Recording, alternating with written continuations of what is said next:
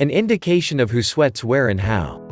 We didn't shed little sweat for this body. We often hear this word from people who are proud of their fit appearance. Sweating a lot when doing sports is associated with intense and effective training among the public.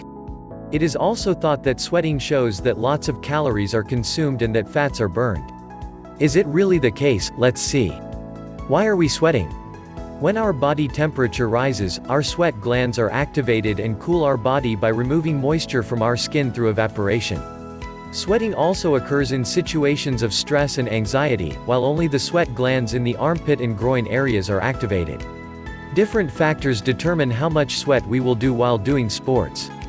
Gender factor comes first. Men sweat much more than women. Young people sweat more than older people. Different components such as genetic structure, ambient temperature, humidity also affect how much we sweat. Body weight is also very decisive. Overweight. Since people produce more heat when they move, the more they sweat. Another factor that affects sweating rate is exercise level. It is known that people who are surprisingly fit tend to sweat more than those who do not. When an intense workout is performed, the sweat glands activate quickly and allow us to move more by lowering the rising body temperature.